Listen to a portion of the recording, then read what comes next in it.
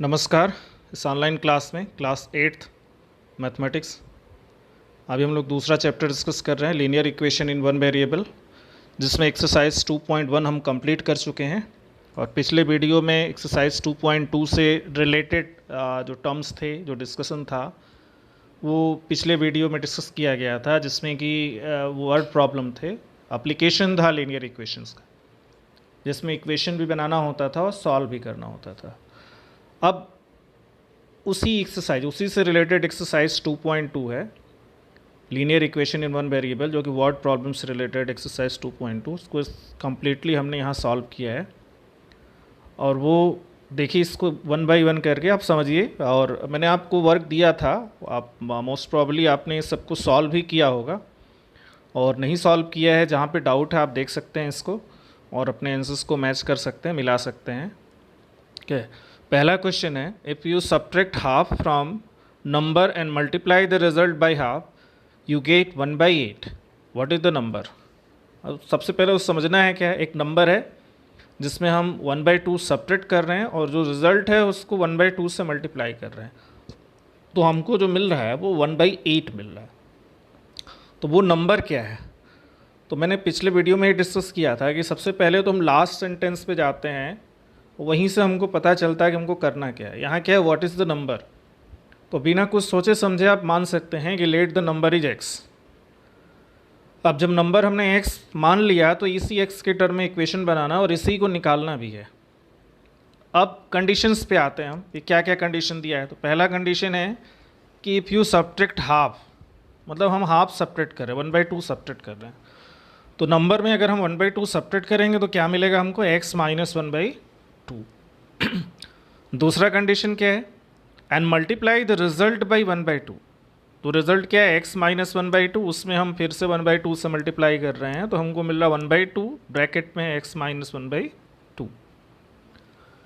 अब next condition क्या है कि इतना करने के बाद जो रिजल्ट मिलता है वो 1/8 होता है। तो इसको हमने 8 से इक्वेट कर दिया। According to the condition given we have 1/2 into x - 1/2 is equal to 1/8। अब देखिए, यहाँ से हमको इसको सॉल्व करना है, तो 1/2 सबसे पहले मल्टीप्लाई है, इसको हम हटाएंगे। तो अगर हम दोनों साइड में 2 से मल्टीप्लाई कर दें, multiplying 2 to both sides, we get, अब देखिए 2 मल्टीप्लाई करने पे लेफ्ट हैंड साइड में जो 1/2 है वो कैंसिल हो जाएगा। तो ये मिल जाएगा हमको x - 1/2 लेफ्ट हैंड साइड में, और राइट साइड में 2 इंटू 1/8, ये 1/4 हो जाएगा। ध्यान से देखिएगा, ये सब फ्रैक्शंस हैं, थोड़ा सॉल्व करना समझ के करना पड़ता है, क्योंकि जब भी हम मल्टीप्लाई करेंगे तो ऊपर नीचे में हम कैंसिल करते हैं, ऊपर को ऊपर से मल्टीप्लाई करते हैं, डिनोमिनेटर को डिनोमिनेटर से करते हैं। तो अल्टीमेटली हमको मिला x - 1/2 इज इक्वल टू 1/4। ये एक लीनियर इक्वेशन हो गया वन वेरिएबल में। अब इसको सॉल्व करना है, तो सॉल्व करने का तरीका वही पहले से जो बताया गया आपको एक्सरसाइज 2.1 में ही। अब लेफ्ट साइड से 1/2 हटाना है, तो हम क्या करते हैं, एडिंग 1/2 टू बोथ साइड। दोनों साइड में हमने 1/2 ऐड कर दिया। बात वही है, आप ये ना लिख के हम सीधे ट्रांसपोज कर देते हैं, हम सीधे लिख देते हैं x is equal to 1/4 plus 1/2। That is also right, no problem, जो आप लिखते हो। But these are the steps, ये स्टेप्स हैं जो हम यहाँ स्टेप्स को फॉलो कर रहे हैं। आप डायरेक्ट भी लिख सकते हो, x is equal to 1/4 plus 1/2। अब इसको सॉल्व करेंगे तो कितना आएगा, देखिए 1/2 प्लस 1/4 एलसीएम हो जाएगा इसका 4। तो पहले का डिनोमिनेटर 2 हो जाएगा और दूसरे का 1, तो 2 प्लस 1/4 दैट इज 3/4। तो ये नंबर हमको मिल गया x इज इक्वल टू 3/4। मतलब यही वो नंबर है जिसमें हम हाफ सब्ट्रैक्ट करें, फिर रिजल्ट को हाफ से मल्टीप्लाई करें, तो हमको 1/8 मिलेगा। आप इसको करके चेक भी कर सकते हो, ठीक है, कि आपका रिजल्ट सही है कि नहीं। दूसरे क्वेश्चन पे हम आते हैं। देखिए सेकेंड क्वेश्चन है, the perimeter of a rectangular swimming pool is 154 metre, its length is 2 metre more than its twice its breadth, what are the length and breadth of the pool. अब देखिए यहाँ last sentence क्या है, what are the length and breadth of the pool. अब यहाँ length और breathe दो निकालना है, लेकिन हमने पढ़ा है linear equation in one variable. तो अब यहाँ समस्या दो वेरिएबल की हो गई, लेंथ और ब्रीथ दोनों। लेकिन अब अगर आप ध्यान से देखें तो इसके जस्ट पहले वाले सेंटेंस में क्या दिया है, its length is 2 metre more than twice its breadth. मतलब लेंथ जो है वो ब्रीथ के टर्म में दी गई है। मतलब ये दोनों आपस में रिलेटेड हैं तो हम इसको एक वेरिएबल में ही काम चला सकते हैं, इसको बना सकते हैं। अब जो जिसके जैसे लेंथ को ब्रीथ के टर्म में एक्सप्रेस किया गया है, मतलब लेंथ ब्रीथ पे डिपेंड हो गई और इंडिपेंडेंट क्या है यहाँ पे, ब्रीथ है, तो हमने ब्रीथ को मान लिया, जो अननोन है वो ब्रीथ। तो let the breadth of the rectangular swimming pool is x metre. अब लेंथ क्या होगी, तो अकॉर्डिंग टू क्वेश्चन लेंथ है इसमें, its length is 2 metre more than twice its breadth, तो ट्वाइस द ब्रीथ क्या होगा, 2x हो जाएगा। 2 मीटर मोर मीन्स 2x प्लस 2। अब लेंथ और ब्रीथ दोनों हमको मिल गया, लेंथ x हो गई, ब्रीथ 2x प्लस 2 हो गया।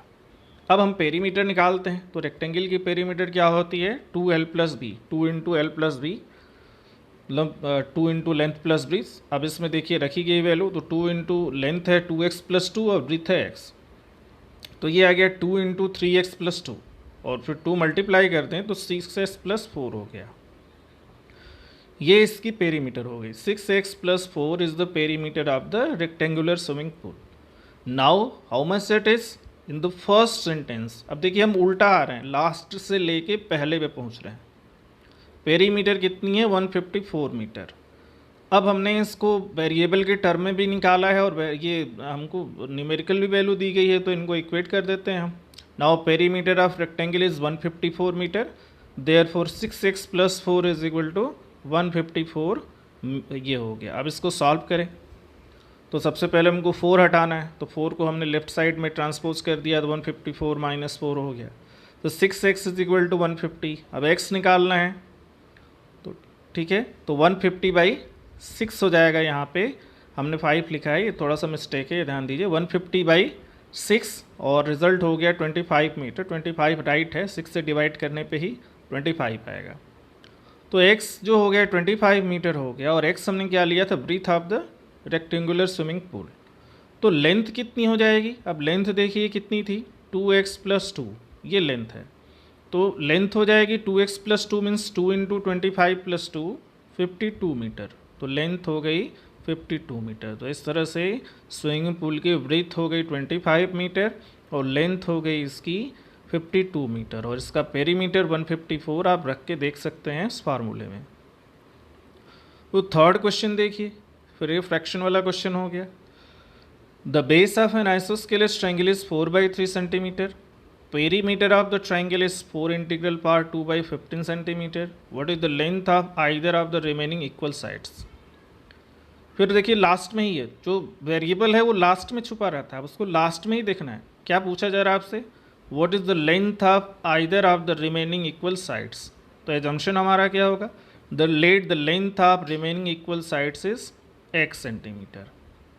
ठीक है, अब जब x सेंटीमीटर हो गया तो दो साइड्स x सेंटीमीटर हो गई और एक दी है 4/3, तो पेरीमीटर क्या होगा, sum of all the 3 sides. So perimeter 4/3 plus x और ये दिया भी है 4 इंटीग्रल बार 2/15। अब ये आ गया 4/3 प्लस 2x, और इसको हमने इम्प्रॉपर फ्रैक्शन में चेंज किया, तो ये 15 4 जा 60 प्लस 2 62/15 हो गया। अब यहाँ से सबसे पहले लेफ्ट से 4/3 हम राइट साइड में लेके ट्रांसपोज किए, तो -4/3 हो गया ये। तो राइट साइड 62/15 माइनस 4/3, एलसीएम इसकी 15 हो गई, तो 62 माइनस, अब देखिए 15 में 3 से डिवाइड करेंगे तो 5 होगा, और 5 ऊपर 4 में मल्टीप्लाई करेंगे तो 20 होगा। तो 62 माइनस 20/15, ये ध्यान से देखिए फ्रैक्शंस का है, सब्सट्रैक्शन और सब्ट्रैक्ट और ऐड हम तभी करते हैं जब इनके डिनोमिनेटर इक्वल हो, और डिनोमिनेटर इक्वल करने के लिए हमको उनका एलसीएम लेना होता है। तो 3 और 15 का एलसीएम 15 ही है। ये सब चीज़ें थोड़ा ध्यान देनी होती है, बहुत सारे बच्चों को नहीं समझ में आता है क्योंकि वो पहले नहीं इसको ध्यान से पढ़े हुए हैं। तो यहाँ देख सकते हैं कैसे ये सॉल्व किया हुआ है। Not 2x is equal to 42/15, तो x की वैल्यू क्या हो जाएगी, 2 फिर जाके उधर डिवाइड हो जाएगा, तो 2 डिवाइड हो जाएगा, तो 42 को 2 से डिवाइड करेंगे 21 हो जाएगा, तो ये 21/15 हो गया। अब इसको हम चेंज कर दे रहे हैं मिक्स फ्रैक्शन में, 15 से डिवाइड करेंगे तो 1 इंटीग्रल पार्ट हो जाएगा 6/15, और 6/15 को हम फिर से चेंज कर सकते हैं। ठीक है, अब 6/15 को चेंज करेंगे तो क्या हो जाएगा, 2/5 हो जाएगा। ठीक है, ये 4/3 प्लस 2x, ये बाई मिस्टेक यहाँ फिर से आ गया। फाइनली देखिए x की वैल्यू कितनी है, 1 इंटीग्रल पार्ट 2/5। ठीक है, तो x हमको मिल गया 1/2/5, मतलब जो इक्वल साइड्स हैं वो कितनी हो गई 1/2/5। Therefore length of equal sides is 1/2/5 centimetre. तो ये थर्ड क्वेश्चन है। अब आप फोर्थ क्वेश्चन पे आइए। अब देखिए कितना छोटा क्वेश्चन है ये। Sum of two numbers is 95, if one exceeds the other by 15 find the number. तो यहाँ भी देखिए दो नंबर्स हैं और फाइंड द नंबर्स लास्ट में दिया है, मतलब दोनों नंबर्स हमको फाइंड करने हैं। तो अब यहाँ फिर दो वेरिएबल के केस आ गए, दो नंबर्स। लेकिन हम देखें तो इसके जस्ट पहले जो दिया हुआ है, if one exceeds the other by 15, मतलब एक दूसरे से 15 ज़्यादा है, बस इसी से हम उसको एक वेरिएबल में चेंज कर सकते हैं। ठीक है, तो अगर एक नंबर हम x लेंगे तो दूसरा नंबर कितना हो जाएगा 95 माइनस एक्स, या x प्लस 15, वो भी ले सकते हैं। अलग अलग तरीके हो सकते हैं इसके, देखिए। ठीक है, तो अब according to condition one exceeds the other by 15, मतलब एक x लिया दूसरा 95 माइनस एक्स है, तो x is equal to 95 minus x plus 15। 15 ज़्यादा है, हम x plus 15 is equal to 95 minus x भी कर सकते हैं, तो वो भी तरीका है। तो यही है कि आप अलग अलग तरीके से इसको सॉल्व कर सकते हैं। So we have x is equal to 95 minus x plus 15। तो देखिए x को हमने राइट साइड में ट्रांसपोज किया तो माइनस एक्स प्लस हो गया, तो x प्लस एक्स 2x हो गया, यहाँ 95 प्लस 15 110 हो गया। अब 2x इज इक्वल टू 110, तो x is equal to 110/2, that is 55। तो एक नंबर 55 हो गया, दूसरा 95 माइनस एक्स है, तो 95 माइनस 55 40। तो दो नंबर्स क्या हो गए 55 और 40। तो ये फोर्थ क्वेश्चन। अब फिफ्थ देखिए, ये भी छोटा सा क्वेश्चन है। Two numbers are in the ratio 5:3. If they differ by 18, what are the numbers? दो नंबर्स रेशियो में हैं 5:3 के, उनका डिफरेंस 18 है, नंबर्स फाइंड करना है। तो देखिए जहाँ पे रेशियो दिया रहता है वहाँ हम एक वेरिएबल में उनको ले सकते हैं। अगर इनका एक कॉमन फैक्टर x ले लें तो नंबर्स क्या हो जाएंगे 5x और 3x, डिवाइड करने पे रेशियो 5:3 ही आएगा। So let the numbers are 5x and 3x and according to condition क्या है कि दे डिफर बाई 18। तो 5x minus 3x is equal to 18। बड़ा 5x है, छोटा 3x है, तो दोनों का डिफरेंस 18 हो गया। नाउ 2x इज 18, तो x क्या हो जाएगा 18/2 9। अब नंबर्स क्या हैं 5x और 3x, तो पहला नंबर क्या हो जाएगा 5 इंटू 9 5x मतलब 45, दूसरा 3x है तो 3 इंटू 9 27 हो गया। 6 क्वेश्चन है, the 3 consecutive integer add up to 51. What are these integers? देखिए 3 consecutive मतलब एक एक बढ़ते जाएगा। तो अगर हम एक को x लें तो दूसरा x प्लस 1 हो जाएगा, तीसरा उसमें फिर x प्लस 1 प्लस 1 मतलब x प्लस 2 हो जाएगा। तो 3 नंबर्स क्या मिल गए हमको, let the 3 consecutive integers are x plus 1 x plus 2। अब according to condition we have x plus 1 plus x plus 2, ये तीनों को ऐड करने पे 51 आया। तो ये 3x प्लस 3 51 हो गया, तो 3x is equal to 51 minus 3x is equal to 48, तो x इज इक्वल टू 16 होंगे, x की वैल्यू 16 हो गई। तो 3 कॉन्सिक्यूटिव नंबर्स क्या होंगे x प्लस 1 x प्लस 2, मतलब 16 17 और 18, ये 3 कॉन्सिक्यूटिव नंबर्स हो गए। इन तीनों को ऐड करेंगे तो आपको 51 मिलेगा।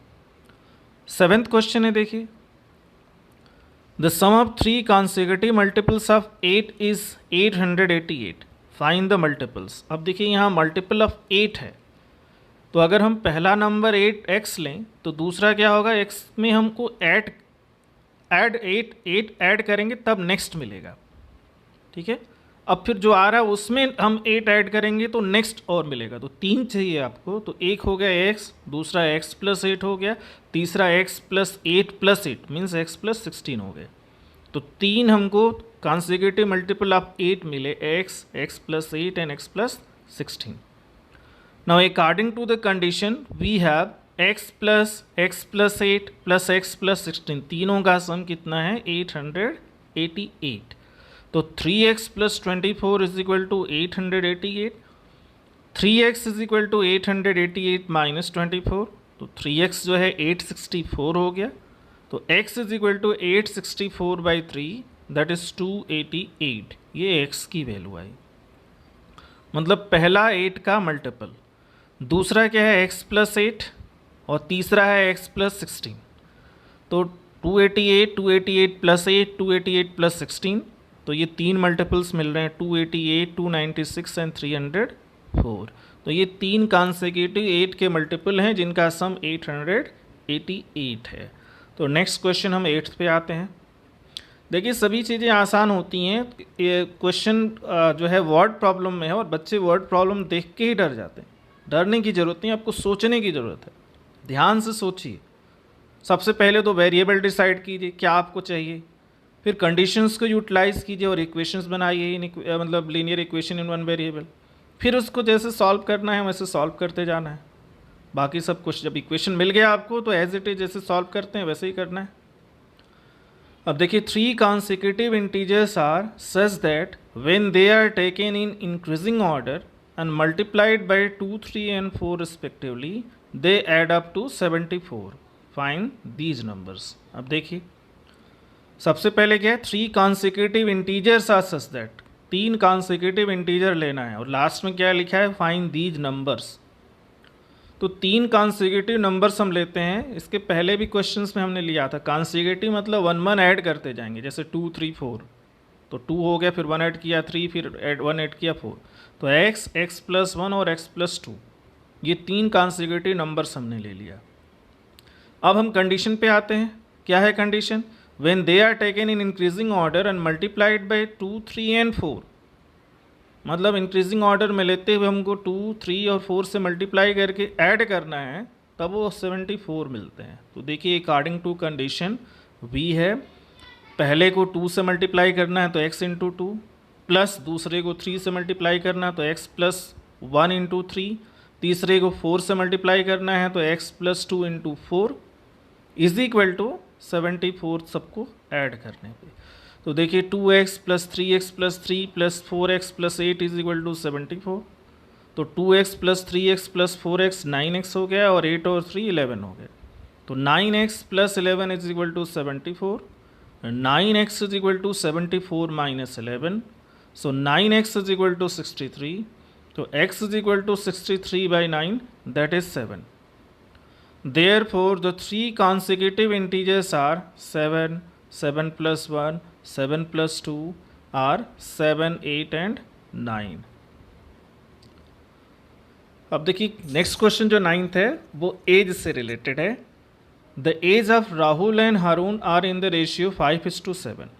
4 years later, the sum of their age will be 56 year. What are their present age? देखिए उनकी एज का रेशियो क्या है, 5:7 है। पूछा क्या जा रहा है आपका, what are the their present age. तो चूंकि रेशियो के टर्म में है तो रेशियो में हम उसकी कॉमन मल्टीपल x को मल्टीप्लाई कर दें, तो let the present age of Rahul and Haroon are 5x and 7x as per the ratio given. 5:7 है तो 5x और 7x ले लिया। 5 years लेटर मतलब 5 साल बाद, the sum of their age will be 56 year. तो 5 साल बाद उनकी एज क्या होगी, अगर राहुल की प्रेजेंट एज 5x है तो 5 साल बाद 5x प्लस 4 होगी। हारून अगर 7x है प्रेजेंट एज तो 5 साल बाद 7x प्लस 4 होगी। अब अकॉर्डिंग टू कंडीशन, कंडीशन क्या है कि दोनों का सम कितना है, 5 साल बाद 56 है, तो 5x plus 4 plus 7x plus 4, ठीक है, सॉरी 5 साल नहीं 4 साल बाद, तो 5x plus 4 plus 7x plus 4 56, तो ये 12x plus 8 is equal to 56, तो 12x is equal to 56 minus 8, तो 12x is equal to 48, x is equal to 48 by 12 that is 4। तो x की वैल्यू 4 आई, but their present age are 5x and 7x। So present age क्या हो जाएगा, 5x means 5 into 4 20 year, ये राहुल की as हो गई, और हारून की एज क्या है 7x 7 इंटू 4 28 ईयर्स। इस तरह से हमने एज से रिलेटेड क्वेश्चंस को बनाया। नेक्स्ट है 10th। The number of boys and girls in a class are in the ratio 7:5. The number of boys is 8 more than the number of girls. What is the total class strength. देखिए बहुत ही simple question है सारे। अब यहाँ भी ratio दिया होगा boys and girls का, और क्या रेशियो है 7:5। So let last of sentence क्या है, what is the total class strength. और टोटल क्लास स्ट्रेंथ कैसे मिलेगी, sum of boys and girls strength का। तो let the number of boys are 7x and girls are 5x। ठीक है, so let the number of boys and girls are 7x and 5x। अब हम condition पे आते हैं। Number of boys is 8 more than the number of girls. तो number of boys कितने हैं 7x। तो 7x माइनस 5x या 7x is equal to 5x plus 8। Number of boys is 8 more than number of girls. अब 5x को हम left में transpose किए तो 7x minus 5x is equal to 8। So 2x is equal to 8। So x is equal to 8/2 4। ये x की value आई, अभी number नहीं मिला हमको। अब नंबर ऑफ बॉयज़ कितने हैं, तो वो 7x हैं, तो 7 × 4 28। नंबर ऑफ बॉयज़ कितनी है, तो 5x, sorry number of girls कितनी है, तो वो 5x है, तो 5x × 5x that is 5 × 4 20। Total strength कितनी क्लास की है, तो number of boys plus number of girls, तो 28 + 20 48। क्लास स्ट्रेंथ 48 हो गई। ठीक है, तो ये नंबर ऑफ बॉयज़ और नंबर ऑफ गर्ल्स से रिलेटेड क्वेश्चन रहा। 11th क्वेश्चन है, देखिए फिर एज से रिलेटेड क्वेश्चन है। Waichung's father is 26 years younger than Waichung's grandfather and 29 years older than the Waichung. The sum of the age of all the three is 135 years. What is the age of each one of them? तो देखिए Waichung's father is 26 years younger than Waichung's grandfather, younger than Waichung's grandfather and 29 years older than Waichung. ठीक है, मतलब उसके father की as उसके grandfather से 29 year कम है, 26 ईयर। ठीक है, father's 26 year younger than Bhaichung grandfather, मतलब बाइचुंग के जो फादर हैं उसके ग्रैंडफादर से 26 ईयर छोटे हैं, and 29 year older than Bhaichung, और बाइचुंग से 29 ईयर बड़े हैं, यंगर हैं, सॉरी ओल्डर है। Sum of the age of all the three is 135। What is the age of each one of the. देखिए 3 है, आप 3 की एज निकाल लेंगे, तो 3 वेरिएबल हम नहीं ले सकते, एक में ही बनाएंगे। और वो कैसे बनाएंगे, तो दोनों जो हैं फादर और ग्रैंडफादर बाइचुंग के एज से रिलेटेड है, तो हम बाइचुंग की एज ही ले लेते हैं। Let the Baichung's present age is x year. अब उसके फादर पे आते हैं, तो फादर क्या है, and 29 year older than Bhaichung, मतलब वो 29 ईयर ओल्डर देन बाइचुंग है, तो उसकी एज क्या हो जाएगी उसके फादर की x + 29। अब ग्रैंडफादर पे आते हैं, तो Baichung father is 26 year younger than Baichung's grandfather, मतलब अगर फादर उसका 26 ईयर यंगर है, मतलब छोटा है, तो ग्रैंडफादर तो 26 ईयर बड़ा होगा, तो उसकी ग्रैंडफादर की एज हो जाएगी उसके फादर की एज में 26 ऐड करने पे, तो x + 29 + 26 ये x + 55 हो गई। ठीक है, अब इन तीनों का सम, तो x + x + 29 जो कि उसके फादर की एज है, प्लस x + 55 जो कि ग्रैंडफादर की एज है, ये 135 हो गई। तो 3x + 84 135, 3x is equal to 135 minus 84 51, तो x की वैल्यू 51/3 इज इक्वल टू 71 आ गई। अब ये बाइचुंग की एज हो गई, क्योंकि हमने एजम्पशन बाइचुंग की एज का किया था, तो what will be the age of his father, तो x + 29, तो 17 + 29 46 ईयर जो है वो बाइचुंग का फादर हो गया। उसके ग्रैंडफादर की एज क्या है, x + 55 है, तो 17 + 55 72 ईयर उसका ग्रैंडफादर हो गया। तो जैसे जैसे क्वेश्चंस दिए हुए वैसे ही हमको आगे बढ़ते जाना है, कुछ खास नहीं करना है, बस कंडीशंस को यूटिलाइज करना है और वेरिएबल्स को लेके इक्वेशन बनाना है। 12th क्वेश्चन देखिए, 15 years from now Ravi's age will be 4 times his present age. What is Ravi's present age? अब यहाँ सिंपल क्वेश्चन है, what is Ravi's present age, तो let the Ravi's present age is x year, और 15 years from now मतलब आज से 15 साल बाद उसकी एज क्या हो जाएगी x + 15 ईयर्स। अब वो क्या होगी 4 टाइम्स इज प्रेजेंट एज, तो देखिए प्रेजेंट एज x है, 15 साल बाद उसकी एज x + 15 होती है, जो प्रेजेंट एज की 4 टाइम्स मतलब 4x हो जाएगी, तो इसी से हमारा इक्वेशन बनेगा। तो x + 15 is equal to 4x, ठीक है, अब x को हमने राइट साइड में ट्रांसपोज कर दिया, तो 15 is equal to 4x minus x, 15 is equal to 3x, तो x की वैल्यू 15/3 5 आ गई। ठीक है, और 5 क्या है, ये उसकी प्रेजेंट एज हमने लिया था x, तो therefore Ravi's present age is 5 year.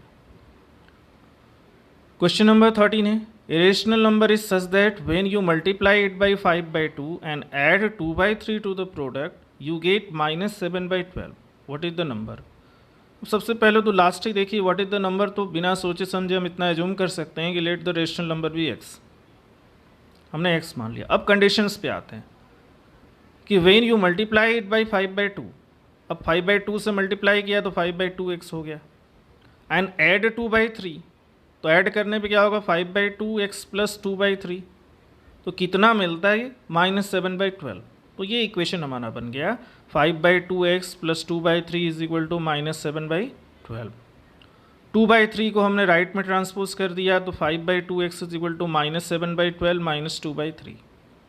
अब राइट साइड को सॉल्व करना है तो एलसीएम हो जाएगा 12, तो -7 माइनस 8 हो जाएगा -15/12, तो 5/2x इज इक्वल टू -15/12 हो गया। ठीक है, एलसीएम लेके सॉल्व किया गया है, ध्यान दीजिएगा।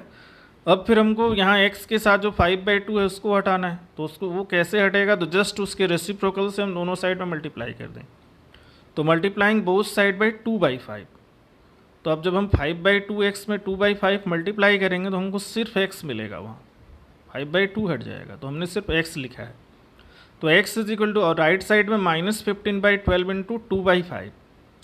अब देखिए ऊपर ऊपर मल्टीप्लाई किया तो -30, नीचे नीचे मल्टीप्लाई किया तो 60 आ गया, फिर इसको हम डिवाइड करेंगे तो ये -1/2 आ जाएगा, तो therefore the rational number is -1/2। तो जहाँ फ्रैक्शंस इन्वॉल्व होते हैं थोड़ी सी डिफ़िकल्टी होती है, बट केयरफुली सॉल्व करना होता है, एलसीएम का कॉन्सेप्ट रखना होता है, कैसे एडिशन सब्ट्रैक्शन करते हैं ये ध्यान रखना होता है। अब देखिए 14th question, Lakshmi is a cashier in a bank. She has currency notes of denominations of ₹100, ₹50 and ₹10 respectively. The ratio of the number of these notes is 2:3:5. The total cash with Lakshmi is ₹4 lakh. How many notes of each denomination does she have? अब देखिए यहाँ पे क्या है, ₹100, ₹50 और ₹10 है, और किस रेशियो में नोट है, तो 2:3:5। अब रेशियो दिया है तो आसान है नंबर लेना, so let the Lakshmi has 2x, 3x and 5x number of notes of ₹100, ₹50 and ₹10। अब इनकी वैल्यूज़ कितनी हुई, जैसे 2x नोट्स 100 के हैं तो कितने अमाउंट होगा वो, तो 100 इंटू 2x 200 हो जाएगा। 50 रुपीज़ के नोट से कितना अमाउंट बनेगा, तो 50 इंटू 3x 150। 10 रुपीज़ के नोट से कितना अमाउंट बनेगा, तो 10 इंटू 5x, मतलब एक नोट 10 का है तो 5x नोट्स हैं, तो कितनी values 10 into 5x 50x।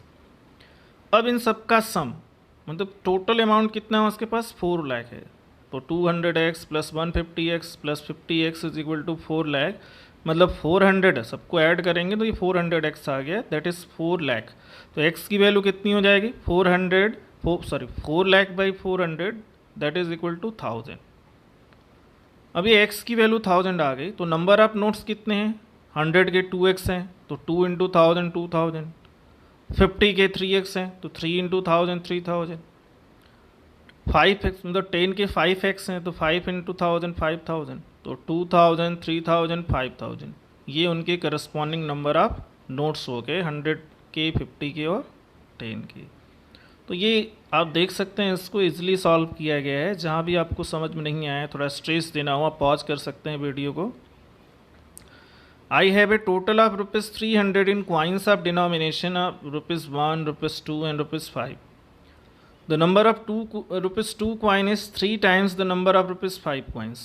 The total number of coins is 160. How many coins of this denomination are with me?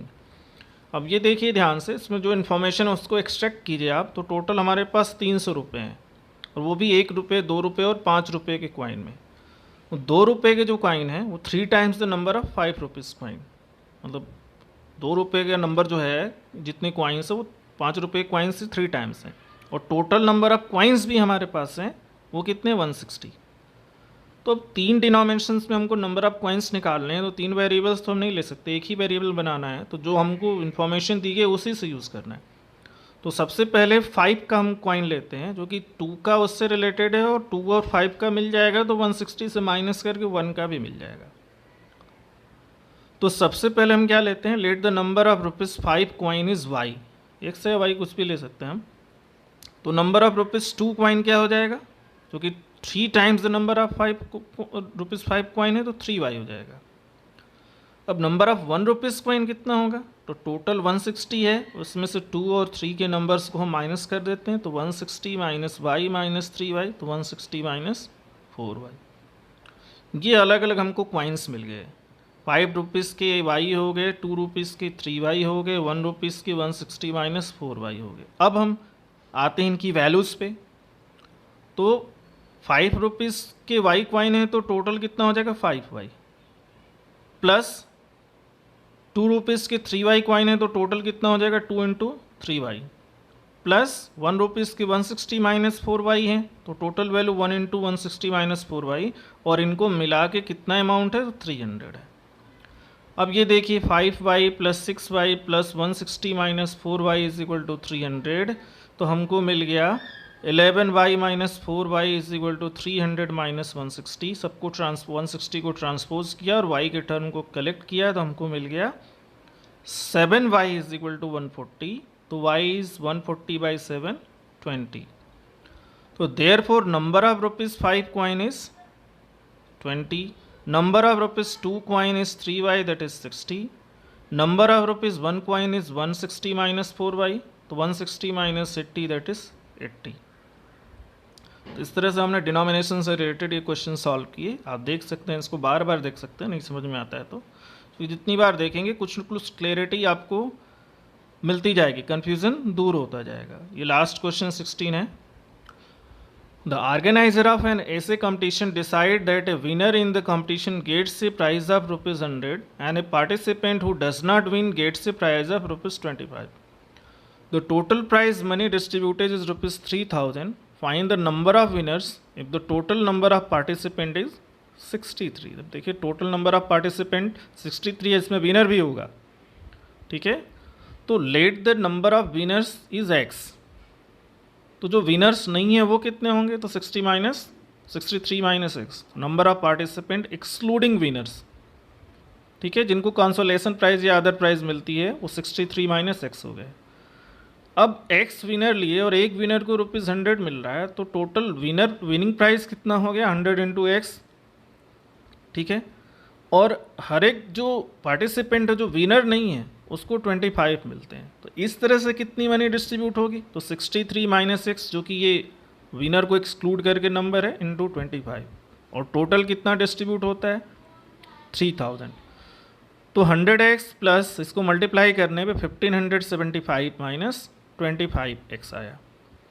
तो अब 100x माइनस 25x 75x हो गया, और 3000 माइनस 1575 1575, तो 75x is equal to minus करने पे आ गया 1425।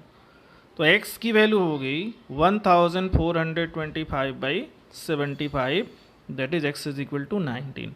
मतलब 19 कैंडिडेट ऐसे हैं जो विनर्स हैं जिनको ₹100 प्राइज मिल रही है, ठीक है। तो बाकी जो बचेंगे वो विनर्स नहीं हैं जिनको ₹25 मिलेगी। तो ये क्वेश्चन रहा, उसको ध्यान से देखिए। क्वेश्चन तो बड़ा था थोड़ा सा, लेकिन सोल्यूशन उसका उतना ही छोटा है, देख सकते हैं उसके अकॉर्डिंगली। तो यहाँ से हम इसको ख़त्म करते हैं, ये एक्सरसाइज 2.2 जो कि वर्ड प्रॉब्लम थे। अब देखिए वर्ड प्रॉब्लम जो होते हैं बहुत ही आसान होते हैं, आपको थोड़ा सोचना है, उसमें इंफॉर्मेशन जो दी गई है उसको एक्सट्रैक्ट करना है, उससे इक्वेशंस बनाने हैं। इक्वेशन बनाने के बाद जो है प्रोसेस जो होता है सॉल्व करने का, लीनियर इक्वेशंस का, वैसे ही आपको सॉल्व भी करना होता है। तो इसमें घबराएं नहीं आप, क्योंकि एग्जांपल्स भी दिए हुए हैं, सफिशिएंट एग्जांपल्स हैं जिसको आप समझ के इसको सॉल्व कर सकते हैं। तो थोड़ा ध्यान से देखें आप इसको, ठीक है। तो आप सबको धन्यवाद इस वीडियो को देखने के लिए, और नेक्स्ट वीडियो हम फिर से अगला टॉपिक को लेके आएंगे, और जो भी समझ में नहीं आता चीज़ें आप पूछ सकते हो, ठीक है। एक बार धन्यवाद आप सभी को फिर से।